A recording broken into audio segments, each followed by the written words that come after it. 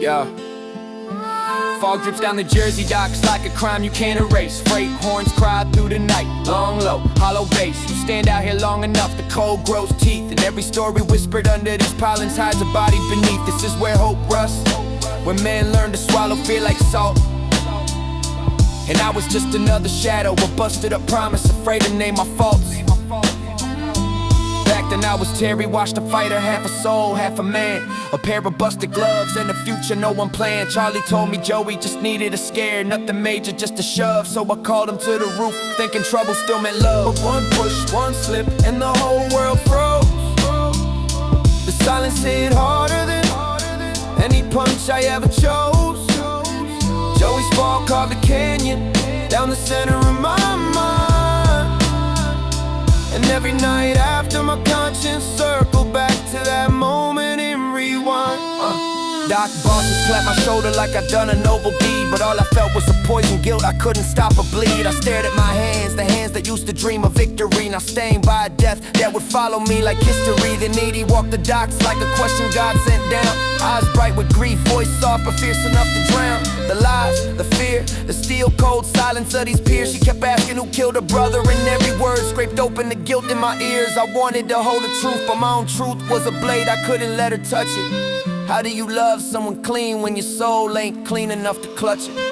Father Barry stepped into the cargo hold like a storm hitting shore. Said every dead man here was a crucifixion we ignore. He preached over Duggan's body while dust sailed in the light. Said silence is the killer that keeps the cowards in the night. Friendly's goons spit curses, but Barry never broke stride. He said if you let evil rule you, then part of you already died. And for a moment a spark lit inside me like a fuse. Tiny, trembling, dangerous, refusing to lose. Charley grabbed me late one night, suit sharp, eyes dim. Said don't testify, kid, don't throw your light away on a whim. He pulled a gun he didn't want, pointed low, pointed slow. Torn between the mob, shadow and the brother he used to know. Something cracked inside me then, all the old dreams flooded back. Broken but loud, I looked at him through tears I didn't know I'd allow.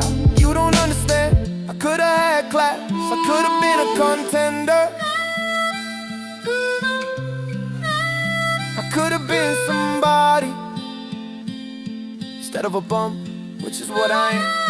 Those words broke us both wide open, they were truth, they were confession, they were every punch I never threw. And later that night, I found Charley hanging cold beneath the street lamp's view. I stormed Friendly's bar like a ghost star for justice. Spit blood, spit fury, said you murdered him. Enough of this. His men beat me down in the alley till my ribs cried out. But even on the ground I rasped. You can't own people with fear and doubt. I stood up, broken, shaken, but still upright. Because sometimes defeat is the only way you learn how to fight. When the workers formed a line behind me, quiet but bold, it felt like a dam breaking after years of cold. Friendly screamed, but his voice cracked thin in the air. While I pushed forward, step by bleeding step, refusing despair. I walked toward the dock gate, every inch of war, body shattered, spirit raw than ever before. Friendly tried to stop me, but the men stepped in, and the tide finally shifted against a lifetime of sin. When I crossed that gate, half dead, barely standing at all, I felt taller than I ever did in any ring, any hall. For the first time, I carried my own weight, not as a fighter for pay, but as a man choosing a different fate. Fog lifted, the docks breathed the tide, fragile dawn. Maybe the ghosts weren't gone, but they weren't louder than my heartbeat anymore.